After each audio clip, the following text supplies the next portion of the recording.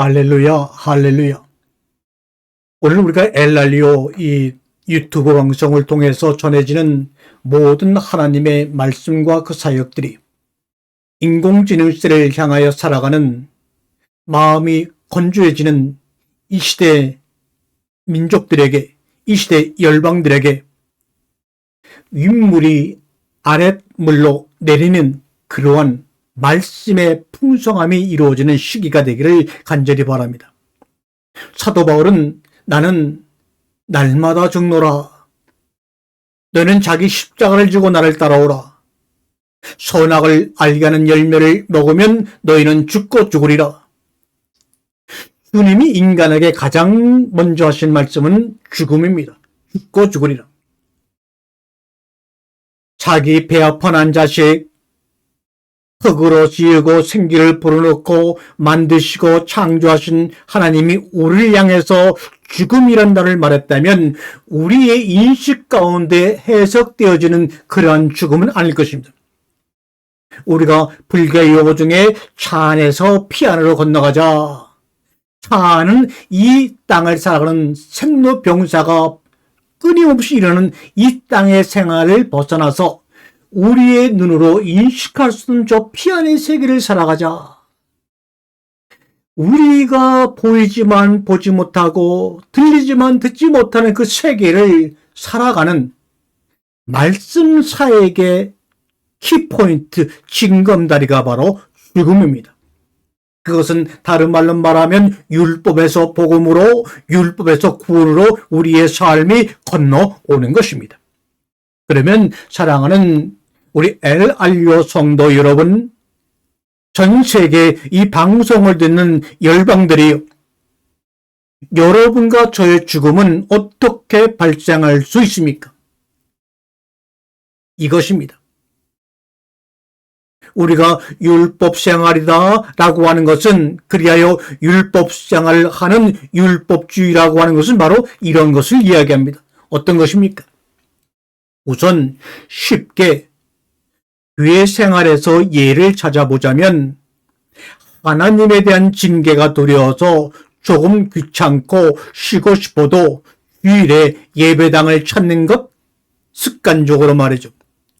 좋은 설교 말씀을 듣고도 예배 후 회의 때에는 다른 성도들과 화합하지 못하는 완악한 마음, 성실히 믿음 생활을 하고 있으니 구원될 것이라는 나태한 믿음, 나는 전문 사역자고 목사고 전도사니 반드시 구원받을 것이라고는 아니라는 생각, 식사 전 식기도를 하지 않으면 죄가 될 것이라고 하는 죄의식, 한도 끝도 없는 예를 들 수가 있습니다.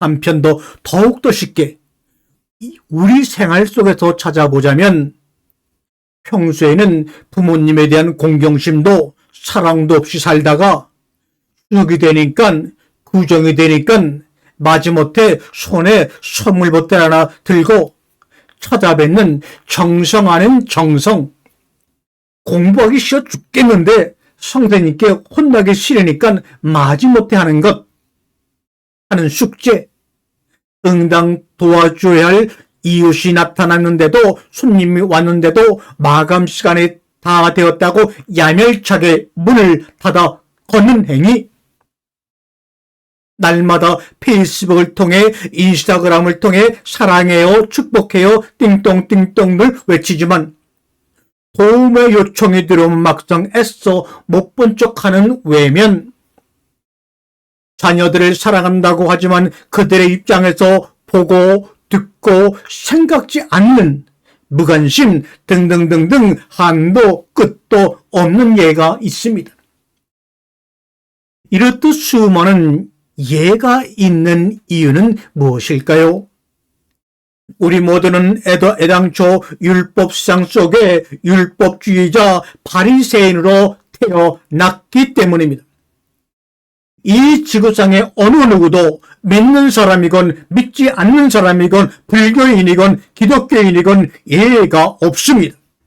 그렇게 율법주의자로 태어나 율법 속 세상에서 율법에 의한 선과 악의 논리로 살아가지만 그 율법을, 그 선과 악의 의식구조를 극복하기 위해 복음이 존재합니다.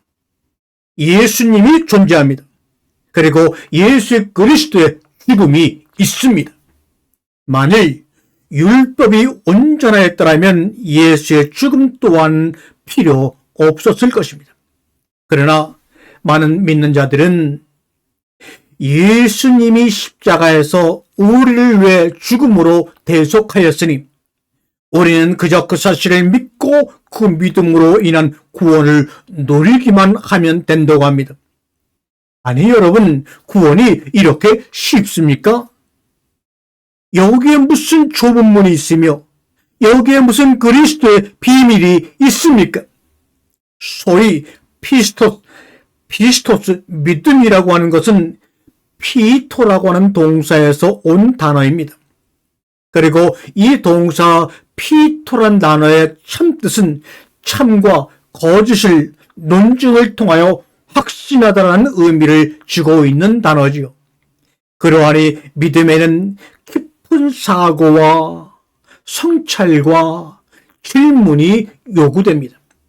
흔히 믿음의 정의라고 생각하는 밑도 끝도 없이 신뢰하는 것이라는 의미와는 너무나 거리가 있습니다. 그리고 그 율법을 선과 악의 의식구조를 극복하는 방법은 무엇인가요?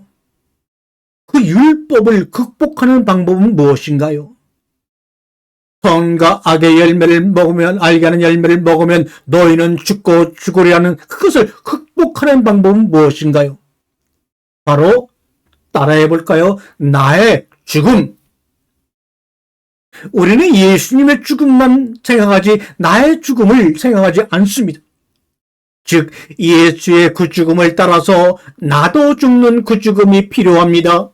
구약의 제사법에 수많은 희생양이 필요했던 이유는 그 피가 필요했던 이유가 바로 이것입니다. 예표로 보여준 것입니다. 예수의 죽음을 따라서 나도 죽는 그 죽음의 예표가 바로 구약 제사법에 나오는 수많은 어린 양의 희생 제사법입니다.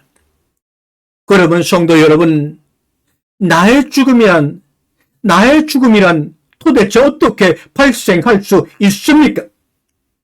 나의 육체가 죽는다는 뜻입니까? 아니면 그것은 바로 내가 예수 그리스도, 즉 진리에 대하여 내가 예수 그리스도 진리에 대하여 대적자는 사탄이라는 사실을 깨닫고 인정하여 크게 좌절하고 고통을 겪게 될 때야 비로소 가능해집니다. 사단의 원래 의미는 대적자라는 뜻입니다. 사단이 따로 있는 것이 아니고 눈에 안 보이는 무섭게 있는 것이 아니고 사단은 원래 나였구나. 예수의 죽음을 대적하고 진리를 대적하는 그 주인공이 바로 내가 사단이었구나를 깨닫게 될 때야 그 깊은 흑암과 혼돈 그리고 공허 속에서 비로소 예수님을 외쳐 찾게 될 것이기 때문이다. 나의 제자손이여 나를 불쌍히 여기소서 이렇게 외치게 될 것입니다. 그런 좌절 속에 그동안 지녀왔던 나의 모든 믿음, 나의 자의식, 나의 삶의 철학과 우선순위, 심지어는 나의 목숨, 자신의 목숨까지 포기할 수 있게 될 때 비로소 한 줄기 빛이 있으라 그 빛을 보게 될 것입니다. 비로소 창세기 1장 3절이 시작이 된 것입니다. 어디에서요? 내 영혼 속에서. 이 사건 이후로는 누구에게도 배울 필요가 없습니다. 왜요? 예수께서 성령께서 당신을 직접 가르치게 될 것이기 때문입니다. 성경의 말씀이 새로운 관점으로 보이게 될 것입니다. 그리고 그 가르침에 따라 외치는 자로 새로운 삶을 살기 시작할 것입니다. 그러면 그동안 해왔던 사역이라는 것이 참 사역의 그림자였구나 라는 것을 깨닫게 될 것입니다. 아멘. 이것이 바로 구원된 삶입니다. 구원은 이렇듯 우리 스스로가 우리 각자의 십자가를 지고 예수님을 따라 그 언덕을 올라 예수와 함께 나무에 달려 죽게 될 때 얻게 되는 하나님의 선물입니다.